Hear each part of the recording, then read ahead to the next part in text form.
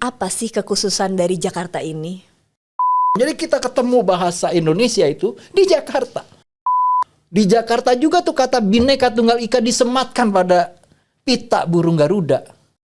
Mau dicopotin kata istimewanya, nggak bisa dicopotin sejarah ini. Iya. Nggak bisa. Masyarakat harus juga merasakan dirinya sebagai tempat mendulang gagasan. Salah pilih, dalam waktu 3 hari, 4 hari kita akan lihat konsekuensinya. Nggak perlu waktu setahun, 2 tahun.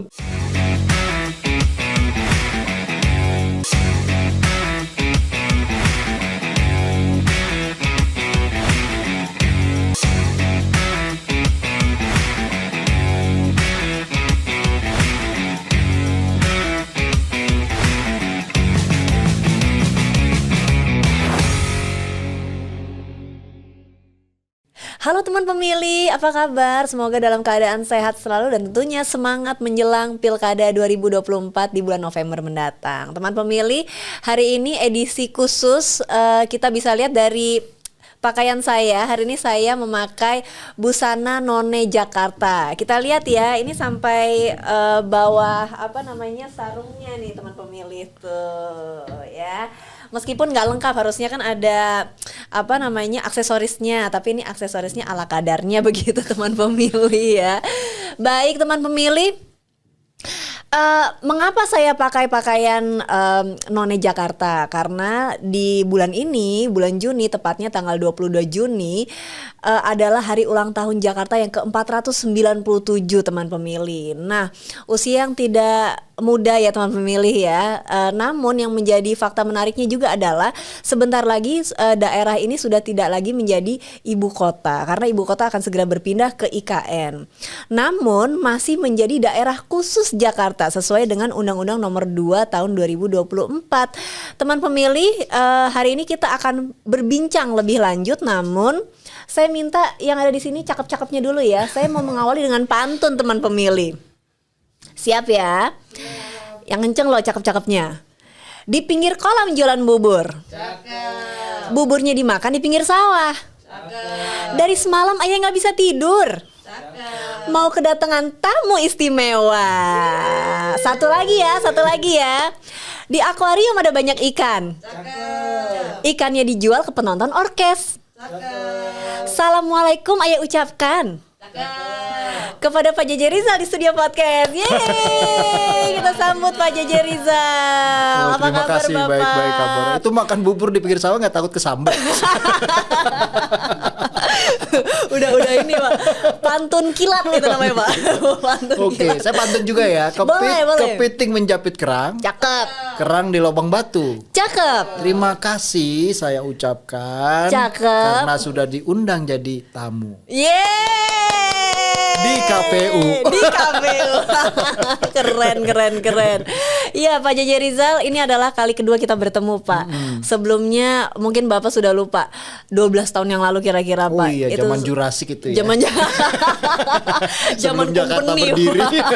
Zaman Kumpeni, saya ke daerah Depok ke tempat Bapak waktu itu. Jauh waktu itu, sore-sore saya ingat banget hujan-hujan Pak. Untung gak usah bergeledek ya. Kan kota geledek Depok. Baik, Pak JJ Rizal, beliau adalah seorang budayawan dan sejarawan khusus daerah Jakarta ya Pak. Sebenarnya Indonesia sih macam-macam lah, yang penting dia nomor rekeningnya diisi. Tapi terkenalnya Jakarta nih dari dulu ya Pak, waktu itu masih jadi jurnalis ya Pak. Pokoknya kalau ada apa-apa tentang Jakarta, sejarawan dan budayawan, pasti Pak JJ Rizal yang top of the list. Cool. Itu di list saya Pak. Di list saya itu begitu dulu. Baik Pak, ini Jakarta sudah berusia 497 tahun. Sebentar lagi mau pindah. Kita udah nggak di sini lagi ibu kotanya, tapi di IKN. Namun nanti saat pindah berdasarkan keputusan presiden nanti ya Pak, masih menjadi daerah khusus Jakarta sesuai dengan undang-undang daerah khusus Jakarta. Pertanyaannya Pak, apa sih kekhususan dari Jakarta ini? Iya, pasti Jakarta tetap khusus, dan walaupun udah kehilangan istimewa tetap istimewa, ditambah khusus lagi sekarang karena memang secara historis dia itu istimewa dan khusus gitu. Jadi kalau kita ngomongin Indonesia nggak mungkin kita nggak ngomongin Jakarta. Kalau kita ngomongin misalnya kebangkitan nasional begitu ya, awal dari pergerakan kebangsaan kita untuk menjadi bangsa Indonesia itu kan lahirnya di Jakarta. Awalnya di Jakarta, di daerah Salemba oleh siswa-siswa Stovia, sekolah kedokteran Jawa, ya, yang kemudian menjadi tokoh-tokoh pelopor nasionalisme Indonesia dan mendirikan Budi Utomo. Itu kan di Jakarta. Jadi hari kebangkitan nasional yang identik dengan pelajar-pelajar yang idealis, yang memikirkan tentang bentuk republik, demokrasi, humanisme, terus multikulturalisme begitu ya, sebagai basis dari pembelaan terhadap kerakyatan, sebagai basis dari negara baru yang berbeda dengan negara kolonial, itu kan awalnya digagas di Jakarta, siswa-siswa Stovia. Jadi itu yang kita peringati tanggal 20 Mei gitu ya, itu di Jakarta. Itu istimewa buat Indonesia, khusus juga buat Indonesia, terutama tempat Jakarta karena itu. Kemudian proklamasi kita pertama, jadi orang suka salah berpikir bahwa proklamasi itu kita sekali, enggak, kita 2 kali. Proklamasi pertama sebagai nation, sebagai bangsa, itu kan juga di Jakarta tahun 28 yang mengaku berbangsa yang satu, bertanah air yang satu, dan menjunjung bahasa persatuan. Jadi kita ketemu bahasa Indonesia itu di Jakarta.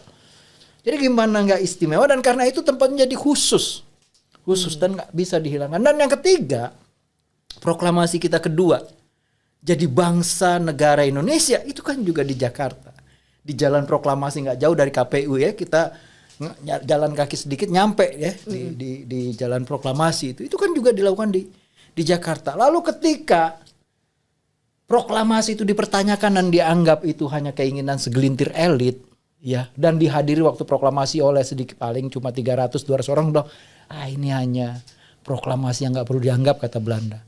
Lalu muncul itu peristiwa Ikada, demonstrasi terbesar pertama di masa Republik Merdeka itu ya, tahun 19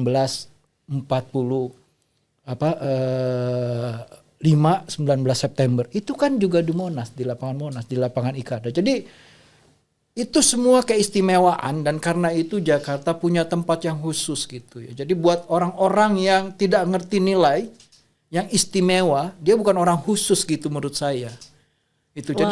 Jadi menurut saya orang yang tinggal di DKI itu beruntung, di Jakarta beruntung karena dia dekat dengan semua sumber nilai kita sebagai nation, sebagai state. Orang yang nggak mau kehilangan nilai sejarah kita sebagai orang Indonesia dan sebagai bangsa Indonesia, sebagai negara Indonesia, itu saya pikir harus terus dekat dengan Jakarta dan merasakan keistimewaan Jakarta agar dia sempurna dan paripurna jadi orang Indonesia, jadi bangsa Indonesia, dan jadi bagian dari negara Indonesia.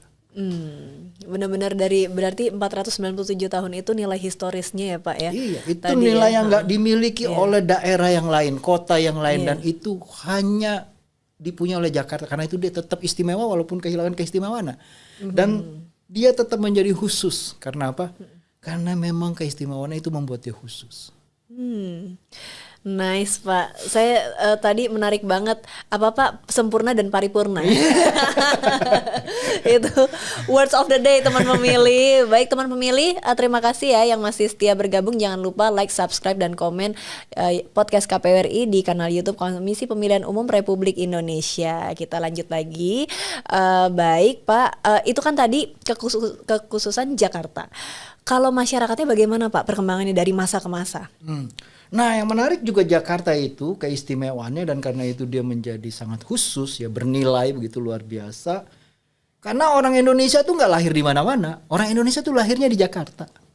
Dan itu ada studi dari Lancaster ya, namanya Profil Etnik Jakarta. Jadi dia melihat proses Indonesia ini adalah proses kosmopolitanisme. Jadi orang dari mana-mana datang berkawin-mawin, bertukar kebudayaan. Misal ada di Jakarta tuh ada Kampung Bali, Kampung Jawa, Kampung Ambon, Kampung Bandan, ya, ada Pecinan, ada juga Kampung Arab ya, kayak Krukut begitu ya. Tapi pertanyaannya adalah mereka berkawin-mawin, bersilang budaya juga gitu. Dan kemudian misal yang Jawa kawin dengan yang Bali kawin dengan yang Ambon kawin dengan yang Batak, yang Bandan kawin dengan yang Cina gitu. Anaknya nggak bisa bahasa Bandan, nggak bisa bahasa Cina. Yang Arab kawin sama ini nggak bisa bahasa Arab. yang Jawa kawin sama Sunda nggak bisa bahasa Jawa, nggak bisa bahasa Sunda begitu. Pertanyaannya nih, hamba Allah siapa?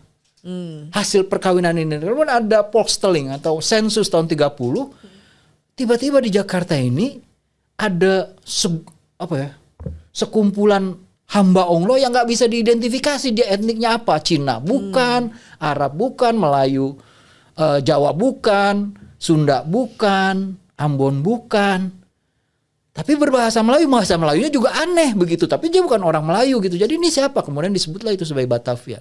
Nah, Lancaster bilang inilah asal usul orang Indonesia. Dia percampuran, dia kayak belanga, gado-gado yang diaduk begitu ya. Dan dia menjadi bentukan baru. Nah, bentukan baru itu yang dibilang orang Indonesia. Jadi kalau mau tahu siapa orang Indonesia itu, ya harus tahu Jakarta. Kalau nggak tahu Jakarta, nggak bakal bisa jadi orang Indonesia. Dan lingua franca atau bahasa pergaulan orang Indonesia ini, itu pemerintah kolonial berusaha memasukkan melalui ejaan Pan-Ofusian untuk melawan bahasa Melayu rendah yang kemudian dipilih oleh Kongres Pemuda tahun 28 menjadi bahasa persatuan ya. Bukan bahasa yang satu, tapi bahasa persatuan. Dia menghargai bahasa-bahasa ibu yang lainnya. Dia coba tuh halangi ini. Tapi nggak bisa. Ini menjadi bahasa pergaulan yang diterima. Dan sampai sekarang, yang berkembang bukan bahasa Indonesia EYD. Kan pasti kamu nggak kamu aku kan sehari-hari. Apa ngomong kamu, aku, dikau gitu kan enggak. Pasti lu gue kan. Ya, iya. Itulah lingua franca dan itu bahasa apa? Bahasa Melayu dialek Jakarta. Di seluruh Indonesia orang berlu gue, mau di Jogja. Presiden pidato pakai masupin, keluarin. Ya kan?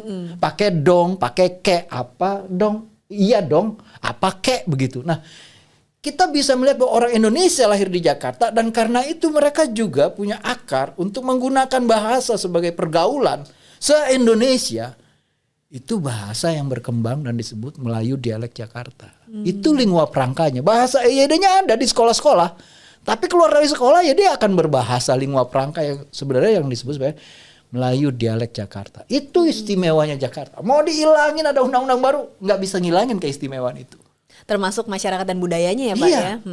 Itu nggak bisa dihilangkan. Menarik ini.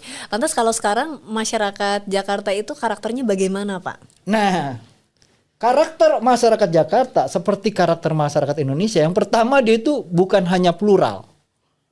Bukan hanya beragam. Dia multikultural pasti, dia budaya macam-macam karena gado-gado. Si Jawa kawin sama Melayu, Melayu kawin sama Bali, Bali kawin sama Cina.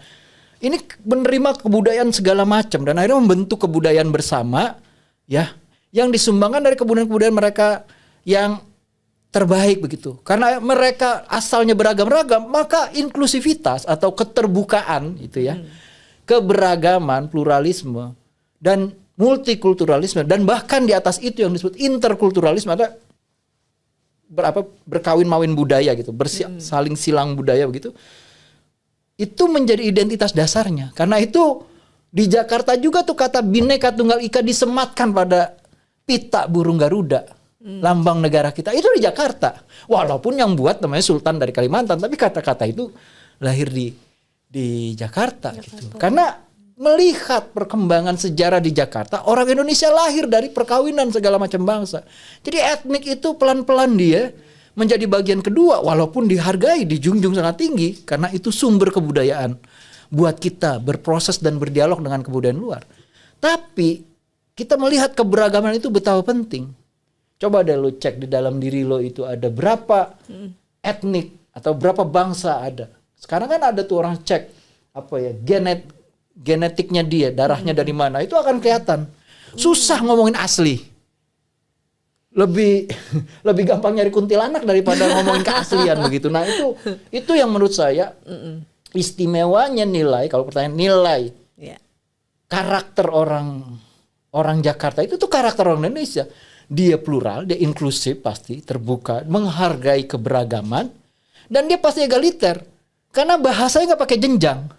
Itu kan kenapa bahasa Melayu dialek Jakarta itu menjadi lingua franca karena dia nggak pakai jenjang, nggak ada kromo, nggak ada ngoko, kromonya nggak ada kromo inggil, Ya bahasa Sunda juga ada jenjang-jenjangnya.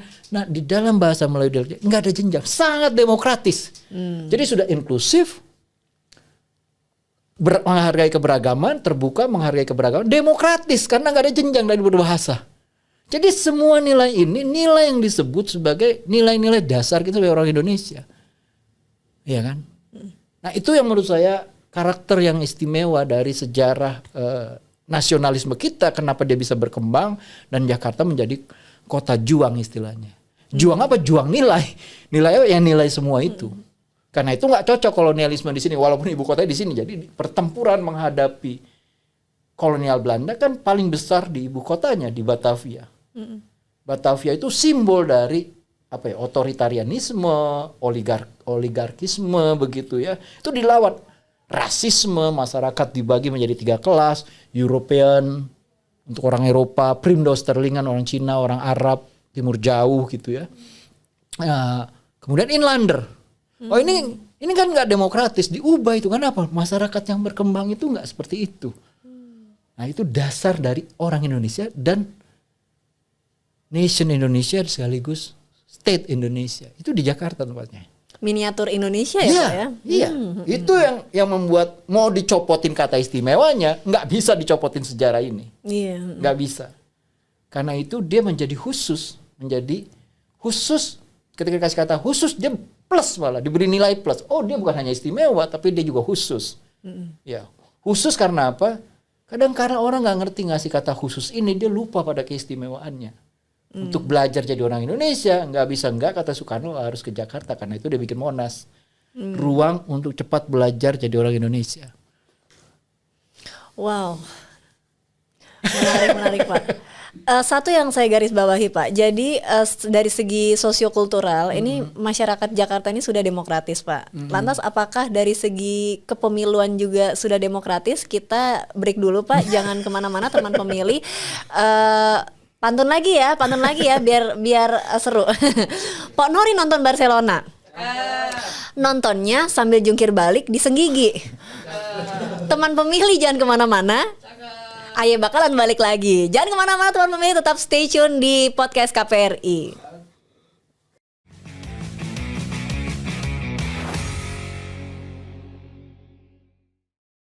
Teman pemilih, kembali lagi bersama saya Nona, host podcast KPRI. Teman pemilih, di studio podcast sudah ada Pak JJ Rizal, budayawan dan sejarawan Jakarta. Nah tadi kita sudah membahas di segmen satu tadi, kita sudah membahas tentang masyarakat Jakarta, mengapa Jakarta masih menjadi daerah khusus begitu ya Pak ya. Nah di segmen ini kita akan membahas tentang pilkada begitu. Ini masih belum move on ini Pak, pemilu terus ini. Pengen pemilu lagi ya? Pengen pemilu.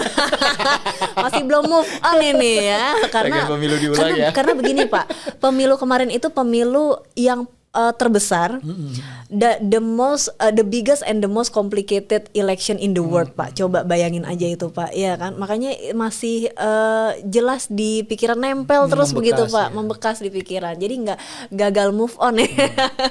Padahal udah pilkada ini sebentar lagi ya. Baik teman pemilih. Pak, jadi tadi kan kita sudah bahas tentang masyarakat ya Pak ya, dan kekhususan Jakarta. Dari segi kepemiluan Pak, bagaimana sih Pak perkembangan pilkada dari masa ke masa? Pilkada Jakarta ya Pak, pemilihan kepala daerah di Jakarta dari masa ke masa. Ya gagasan pemilu itu kan pertama juga yang menarik dari Jakarta kan. Ketika dia jadi ibu kota awal merdeka, kemerdekaan itu buah dari nasionalisme, dan nasionalisme itu antitesis dari kolonialisme, karena di dalam sistem kolonial itu nggak ada keadilan, otomatis nggak ada demokrasi, dan kunci demokrasi itu adalah pemilihan. Dan jadi kita begitu merdeka adalah negara yang langsung menggagas tentang pemilihan umum gitu ya, dan perempuan ikut serta dalam pemilihan tersebut, dan gagasan itu digodok di Jakarta dan menjadi pemilu pertama yang terbesar di dalam sejarah kita, dan yang dianggap paling mewakili sifat dari demokrasi itu yang jujur, adil, langsung dan umum gitu ya. Jadi aspek keadilannya itu ya, aspek yang paling penting dari pemilu sebagai manifestasi demokrasi. Jadi ketika ada pemilu dan sebutan the biggest The biggest and the most complicated election in the Election world. itu bayangin semangat demokrasinya dalam kata itu. Di tahun 98 menuntut hanya jeda setahun, Habibie amanahnya yang pertama terbesar adalah membuat pemilu yang jujur dan adil. Itu kuncinya dan dibuat pemilu itu. Partai-partai sekarang nggak 3 lagi. Dulu kan partai dibatasi hanya boleh 3. Di mana-mana bertemu partai sebagai manifestasi dari masyarakat yang ingin mengungkapkan dirinya. Nah, itu kelihatan sekali gitu di tahun 55 dan di tahun 1999. Itu pengalaman Jakarta. Kan ada aspirasi putra daerah, orang Betawi gitu yang nggak beri tempat. Atau juga di mana suara-suara di luar dari kepentingan elit yang ada di sekitar Cendana begitu terkait dengan pilkada begitu, itu nggak ada. Nah karena itu tuntutan pertama adalah bukan hanya pemilu untuk presiden, tapi juga pemilu untuk kepala daerah. Dan sejak saat itulah orang Betawi itu bisa ngomong, oh bisa juga jadi gubernur. Jadi ada aspirasi seperti itu dan menurut saya mulai politik demokrasi di mana persoalan kerakyatan itu, terutama politik kota kan juga perlu politik soal drainase, soal banjir, soal urbanisasi, soal kemacetan dan sistem transportasi. Itu kan juga harus dibicarakan. Jadi dalam sejarahnya menurut saya itu menggambarkan keistimewaan dan kekhususan Jakarta karena sukar dimiliki oleh daerah yang lain menurut saya, ya. Wah menarik ya Pak. Kalau dari kacamata Bapak, mana sih di pemilihan kepala daerah Jakarta yang paling berkesan banget Pak? Dan mengapa? Saya pikir setiap pilkada, terutama pilkada awal ketika tahun 1999 begitu ya, kita tuh belajar bahwa ada aspirasi putra daerah, maka majulah namanya Pauji Bowo dan menang jadi gubernur. Tapi juga kita belajar belum tentu kalau gubernurnya putra daerah itu aspirasi warga masyarakat Betawinya itu terwakili gitu. Tapi justru kita bisa ngeliat, oh justru dulu waktu pemilunya pilkadanya belum ada, gubernur justru sangat perhatian terhadap Jakarta, namanya Ali Sadikin. Ya, jadi ada sebaliknya. Jadi belum tentu kalau dia putra daerah itu dia bisa membawa aspirasi daerah. Dan tapi mungkin bisa jadi dia membawa aspirasi masyarakat seluruh Jakarta terkait misalnya gagasan MRT gitu itu kan dari zaman atau pembersihan seluruh sungai, proyek kanal banjir begitu itu dari zamannya Pauji Bowo gitu. Nah, ini jadi persoalan-persoalan yang menurut saya problematik begitu ya dan masyarakat harus belajar dari pilkada Jakarta bahwa masyarakat tugasnya bukan hanya waktu pilkada, tapi pasca pilkada itu harus bertugas. Jangan pernah bicara di Jakarta itu mau masyarakat hanya dijadikan tempat mendulang suara. Masyarakat hanya urusan hitungan suara. Tapi masyarakat harus juga merasakan dirinya sebagai tempat mendulang gagasan. Jadi dia harus jaga gagasan karena persoalan-persoalan Jakarta. Mau dia masih daerah istimewa atau daerah khusus, itu rumitnya sama. Mau pindah dari daerah istimewa menjadi khusus, banjir akan tetap ada. Kemacetan akan tetap ada. Urbanisasi tetap nggak akan. Gentrifikasi tanah yang mahal, lu belum tentu bisa punya rumah di Jakarta, itu sudah pasti. Kerja setengah mati pasti tinggalnya di Bojong Kenyot. Iya kan? Atau di Parung Bingung begitu kan. Iya, tapi komuter bangunnya jam 3 pagi, pulang jam 2 malam gitu. Ya kayak gitu. Transportasi publik yang kacau misalnya, itu akan tetap ada karena itu publik menurut saya jangan hanya ikut pilkada, tapi pasca pilkada itu juga harus sadar bahwa mereka perlu membela gagasan, bukan orang. Baik,